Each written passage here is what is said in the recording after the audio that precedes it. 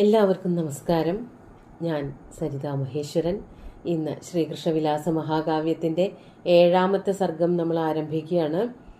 കഴിഞ്ഞ സർഗത്തിൽ ഇന്ദ്രൻ്റെ അഹങ്കാരം തീർത്തു എന്ന് പറഞ്ഞുകൊണ്ടാണ് നിർത്തിയത്. ഇനി അടുത്ത കഥ എന്ന് പറയുന്നത് ശ്രീകൃഷ്ണൻ്റെ യൗവന ആരംഭമാണ്. അതിനുശേഷമുള്ളതായിട്ടുള്ള ഗോപസ്ത്രീകളുമായിട്ടുള്ള രമിക്കലും തുടങ്ങിയിട്ടുള്ള കഥകളാണ് പറയാൻ പോണത്. അപ്പോൾ അതിനനുസരിച്ച് വസന്തമാലിക എന്നുള്ളൊരു വൃത്തമാണ് കവി സ്വീകരിച്ചിരിക്കുന്നത്. ഇതിൽ ആദ്യത്തെ ഭാഗങ്ങളിലൊക്കെ മുഴുവനും തന്നെ വസന്തമാലിക വൃത്തം കാണാൻ പറ്റും. ഇന്ന് നമ്മൾ ചൊല്ലാൻ പോണ ശ്ലോകങ്ങൾ 1ഉം 2ഉമാണ്. അതിൽ താരുണ്യം വന്നു ചേരുമ്പോൾ ഭഗവാന്റെ ശരീരത്തിൽ, ഉണ്ണികൃഷ്ണന്റെ ശരീരത്തിൽ എന്തെല്ലാം മാറ്റങ്ങളാണ് ഉണ്ടായത് എന്ന് കവി വർണ്ണിക്കുകയാണ്. അത് തുടർച്ചയായിട്ട് ഇനിയും ശ്ലോകങ്ങളിൽ ഒരു വിഷയം വർണ്ണിക്കുക എന്ന് പറഞ്ഞാൽ കവികൾക്ക് വളരെ ഇഷ്ടമുള്ള കാര്യമാണ്. അപ്പോൾ 1-2 ശ്ലോകങ്ങൾ കൊണ്ടൊന്നും ആവില്ല.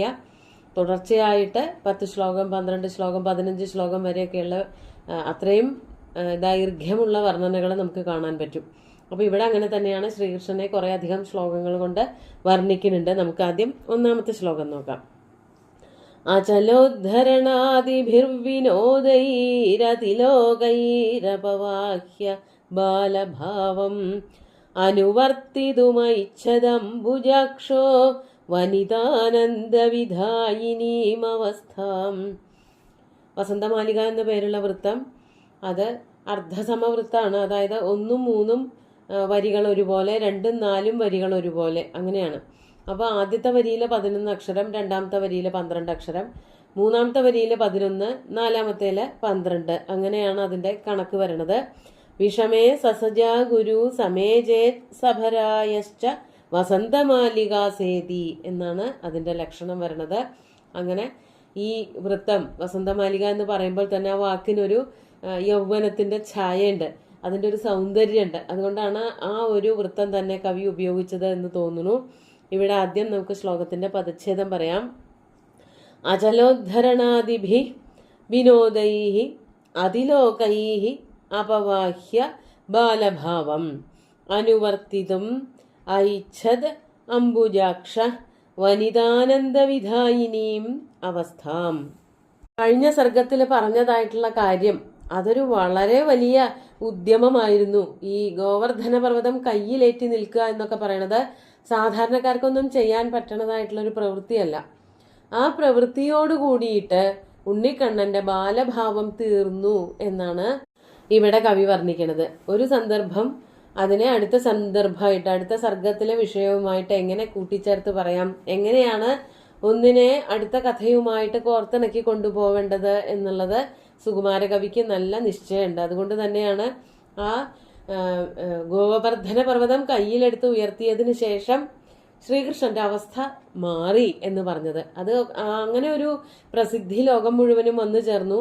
ശ്രീകൃഷ്ണൻ സാധാരണ കുട്ടികൾക്കൊന്നും ചെയ്യാൻ പറ്റാത്തതായിട്ടുള്ള ഒരു പ്രവൃത്തി ചെയ്തു, ഇന്ദ്രനെ തോൽപ്പിച്ചു എന്നുള്ള കഥകളൊക്കെ ലോകം മുഴുവനും പാടി പുകഴ്ത്താൻ തുടങ്ങി.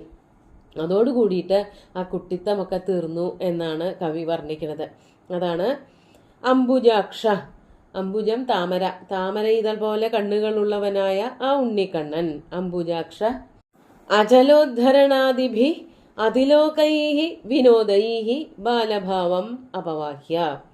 അചലോദ്ധരണാദിഭി, അചല ഉദ്ധരണം, അചലം പർവ്വതം, ഗോവർദ്ധന പർവ്വതം, അതിൻ്റെ ഉദ്ധരണം എന്ന് പറഞ്ഞാൽ അത് എടുത്ത് പൊക്കുക.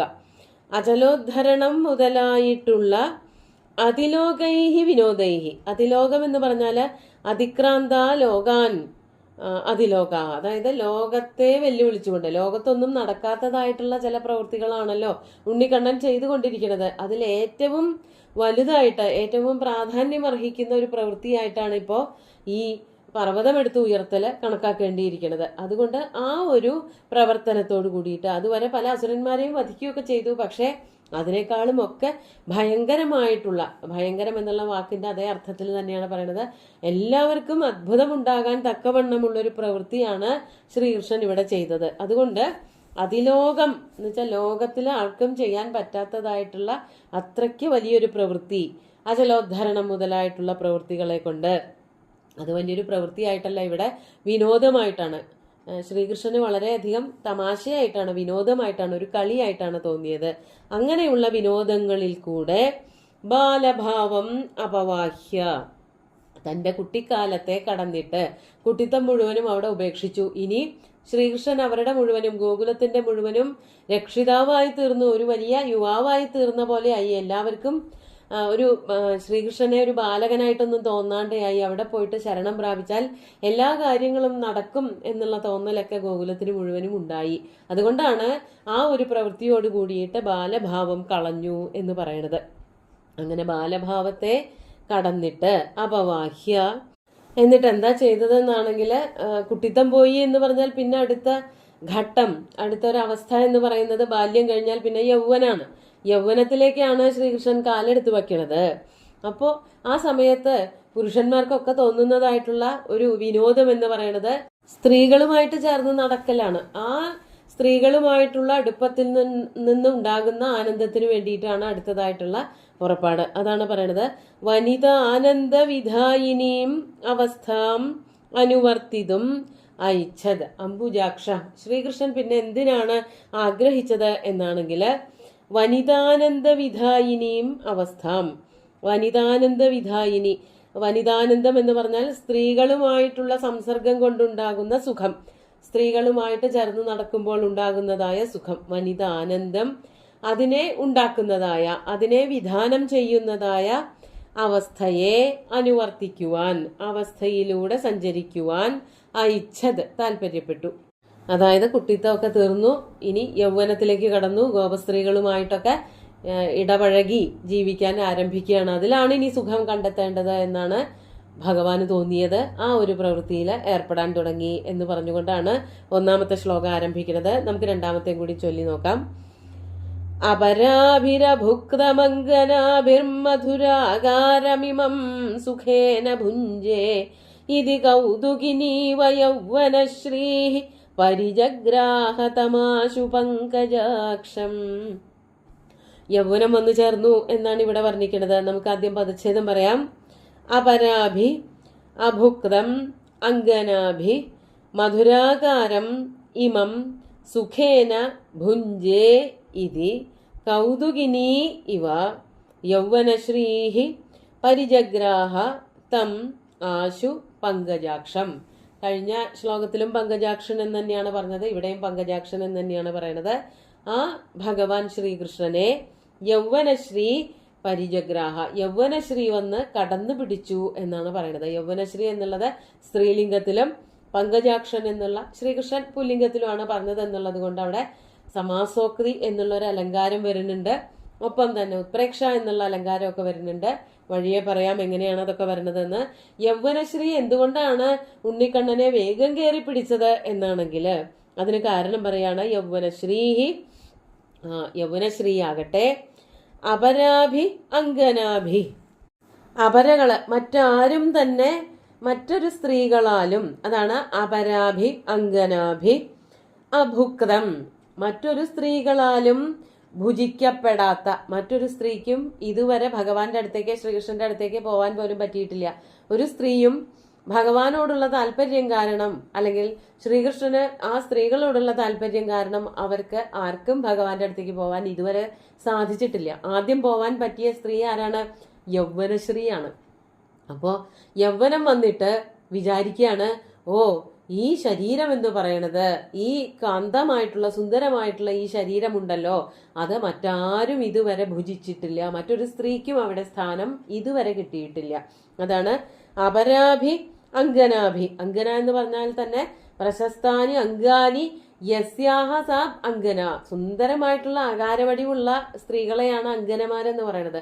ഒരംഗനയ്ക്കും ഇതുവരെ ഭുജിക്കാൻ പറ്റാത്തതായ ഇമം മധുരാകാരം, ഈ സുന്ദരമായിട്ടുള്ള ശരീരം, ഈ പുരുഷാകാരത്തിനെ സുഖേന ഭുഞ്ചേ ഇതി, സുഖമായിട്ടിരുന്ന് ഭുജിക്കാം എന്ന് കരുതിയിട്ട്, തന്റെ സ്വന്തമാക്കാം, തനിക്ക് മാത്രമായിട്ട് സ്വന്തമാക്കിയെടുക്കാം എന്ന് വിചാരിച്ചിട്ടാണോ എന്ന് തോന്നും. അവിടെയാണ് ഉത്പ്രേക്ഷാലങ്കാരം.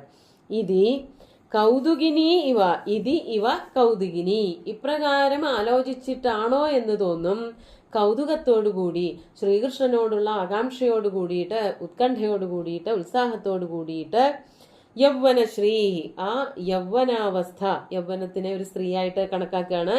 യൗവനശ്രീ, അതിസുന്ദരമായിട്ടുള്ള താരുണ്യലക്ഷ്മി വന്നിട്ട് തം പങ്കജാക്ഷം ആശു പരിജഗ്രാഹ, തം പങ്കജാക്ഷം, ആ ശ്രീകൃഷ്ണനെ, ആ താമരക്കണ്ണനെ വേഗം തന്നെ പരിഗ്രഹിച്ചു, വേഗം തന്നെ സ്വായത്തമാക്കി എന്നർത്ഥം.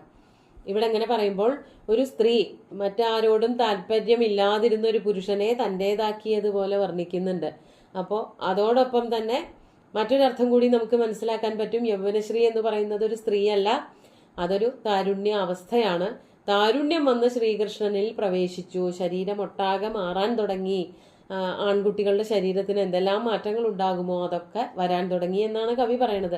ആ വരവിനെ ഒരു സ്ത്രീ പുരുഷ സംയോഗം പോലെ വർണ്ണിച്ചത് കൊണ്ടാണ് അവിടെ സമാസോക്തി എന്ന് പറഞ്ഞ അലങ്കാരം വരുന്നത്. അതുപോലെ തന്നെ മറ്റാർക്കും ഇനി ഞാൻ വിട്ടുകൊടുക്കില്ല എന്ന് വിചാരിച്ചിട്ടാണോ എന്ന് തോന്നും യൗവനശ്രീ ആശു വേഗം വന്ന് ഉണ്ണിക്കണ്ണനെ തന്റെ സ്വന്തമാക്കി തീർത്തു എന്ന് പറയുമ്പോൾ അവിടെ ഉത്പ്രേക്ഷാലങ്കാരവും, രണ്ട് അലങ്കാരത്തിന്റെ ഒരു സങ്കര സ്വഭാവം കാണാം. പക്ഷെ രണ്ടും വ്യത്യാസമായിട്ട് വ്യാഖ്യാനിച്ചെടുക്കാനും പറ്റും. രണ്ടും അങ്ങോട്ടും ഇങ്ങോട്ടും ആശ്രയിച്ച് നിന്ന് സൗന്ദര്യം ഉണ്ടാക്കുന്നുണ്ട്.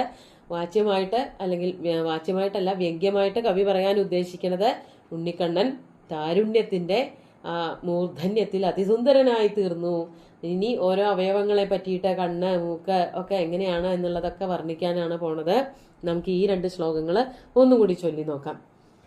അചലോദ്ധരണാദിഭിർവിനോദൈരതിലോകൈരപവാഹ്യ ബാലഭാവം അനുവർത്തിതുമൈച്ഛദം ഭുജാക്ഷോ വനിതാനന്ദവിധായിനീമവസ്ഥാം അപരാഭിരഭുക്തമംഗനാഭിർമധുരാകാരമിമം സുഖേന ഭുഞ്ജേ ഇതി കൗതുകിനീവ യൗവനശ്രീ പരിജഗ്രാഹതമാശു പങ്കജാക്ഷം.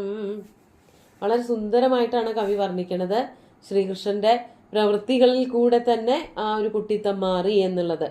അപ്പോൾ എന്താണ് ശൈലോദ്ധരണമൊക്കെ കഴിഞ്ഞപ്പോൾ അവിടെ ബാലഭാവം ത്യജിച്ചു എന്ന് പറയുന്നത് പ്രായം ചെന്നു, പിന്നെ ആ കുട്ടിത്തമൊക്കെ മാറി തുടങ്ങി എന്നുള്ളതാണ്. പക്ഷെ ആ പർവ്വത ഉദ്വഹനത്തോട് കൂടിയിട്ട് അങ്ങോട്ട് ബാലഭാവം ത്യജിച്ചു എന്നല്ല നമ്മൾ മനസ്സിലാക്കേണ്ടത്. അതൊക്കെയാണ് പിന്നെ കുട്ടിയല്ലാണ്ടേ ആയി വളരെ കരുത്തുറ്റ ഒരു യുവാവായി മാറി തുടങ്ങി ശ്രീകൃഷ്ണൻ എന്നുള്ളത് മനസ്സിലാക്കി തരികയാണ് ചെയ്യണത്. സുന്ദരമായിട്ടുള്ള രണ്ട് ശ്ലോകങ്ങളും ഭഗവാന്റെ കാൽക്കൽ അർപ്പിച്ചുകൊണ്ട് ഗുരുവായൂരപ്പനെ സാഷ്ടാംഗം നമസ്കരിച്ചുകൊണ്ട് എല്ലാവർക്കും ശുഭദിനം നേർന്നു നിർത്തട്ടെ. നന്ദി.